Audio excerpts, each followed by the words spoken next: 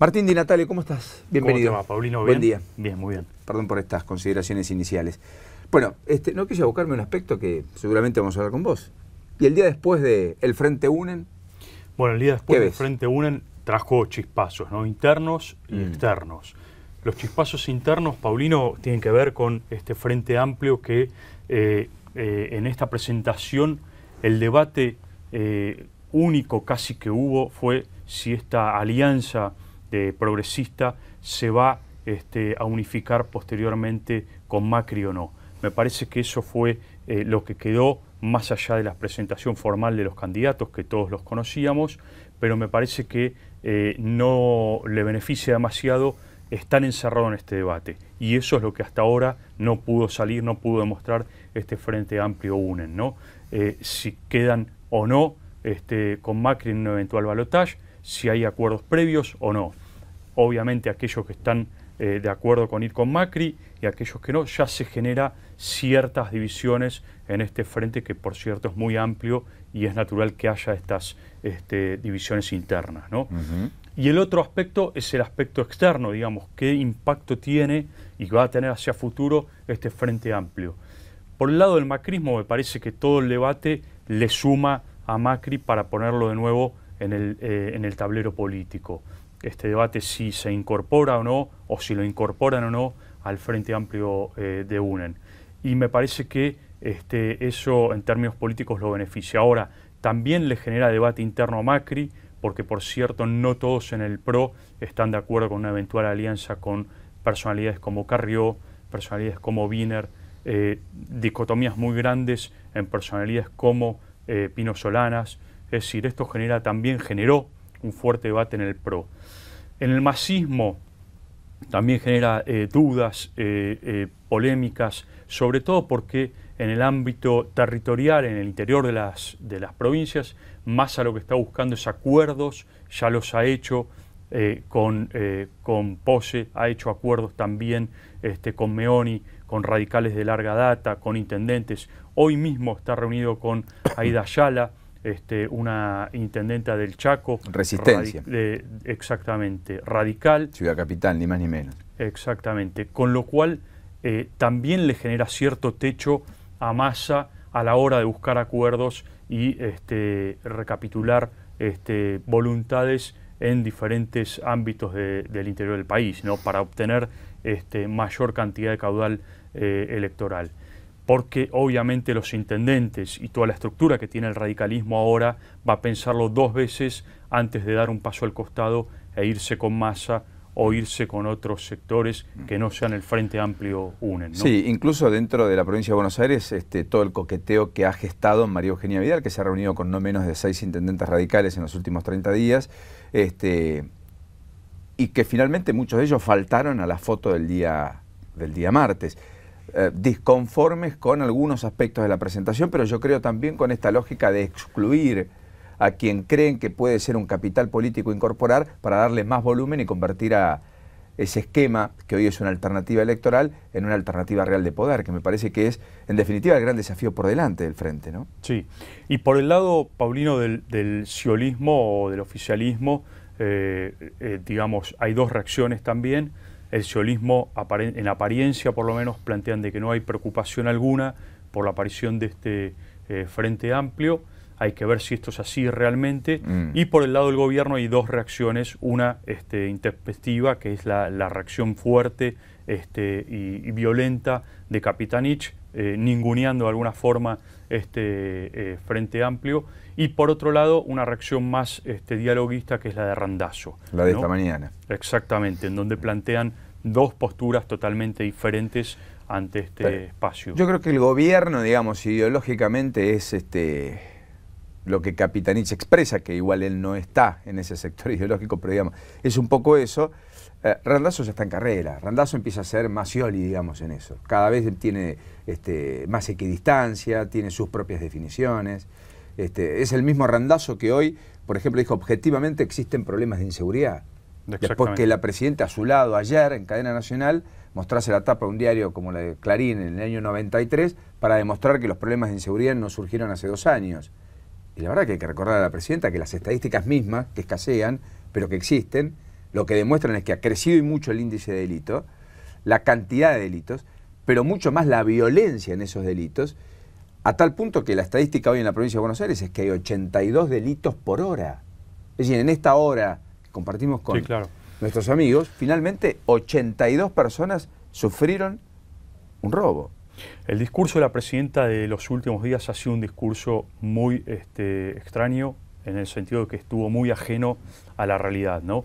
No solamente de esto, la inseguridad es un tema que para la presidenta es un tema que venía de hace mucho tiempo, y lo cual es cierto, pero se ha potenciado en los últimos años, y el gobierno nacional no puede estar ausente de tomar cartas en el asunto con esto. Es decir, si la presidenta admite que es un problema anterior, y por cierto lo es, no es excusa alguna para que el gobierno no tome medidas y se involucre en este tema y no mire para otro lado, como sí lo hizo, por ejemplo, el jefe de gabinete Jorge Capitanich, quien dijo que en algún momento que el problema de la inseguridad es problema para atender por parte de los gobernadores, ¿no? Sí, lo cual es parcialmente cierto, pero no resuelve el problema. También es parcialmente cierto que está bueno depurar las policías, lo cual efectivamente puede ayudar a resolver el problema. Ahora, también hay que poner plata, hay que poner estructura, hay que poner soporte, hay que poner básicamente articulación de políticas, Martín, me da la impresión, porque esta idea de trabajar de manera inconexa no ayuda a nadie. La demostración es Rosario.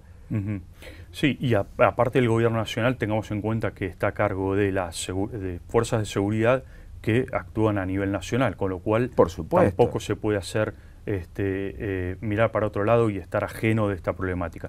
Y el otro tema que también me parece que la presidenta no asumió la crítica y estuvo también ajena y ausente de un cuestionamiento muy fuerte, que es el documento muy relevante que hubo del Foro de Convergencia Empresarial, ¿no? Ese foro conformado por más de 30 cámaras empresarias, que los otros días se emitió un duro documento hablando de muchos temas, entre otros el tema de la inflación. Y la presidenta ayer dijo que, bueno, que no había que tomar como una declaración de guerra, ni mucho menos esto. No es, por cierto, en términos verbales una declaración de guerra, pero sí es una marca que está haciendo el empresariado muy fuerte a una problemática real, que es la inflación que está pegando en toda la economía. Y en este sentido la presidenta da la impresión de que no quiere asumir esa crítica concreta, y habla además que esa crítica está potenciada por los medios, ¿no? Sí, bueno, y ayer buena parte del oficialismo, 678 y demás, hizo esfuerzos denodados por denostar otra vez a los intérpretes. Es decir, no hablar del problema de fondo, no hablar de la inflación, del problema de seguridad jurídica, etcétera, de la falta de inversiones, sino decir, mire, quienes lo firman son AEA, quienes lo firman son la sociedad rural, quienes lo firman son Federación Agraria, quienes lo firman son aquellos que denostaron, que en otros tiempos se sintieron cómodos, etcétera. Lo cual puede servir por un ratito, digamos, en términos de análisis. Ahora, en el fondo después tenés que decir, bueno, a ver, lo que dicen.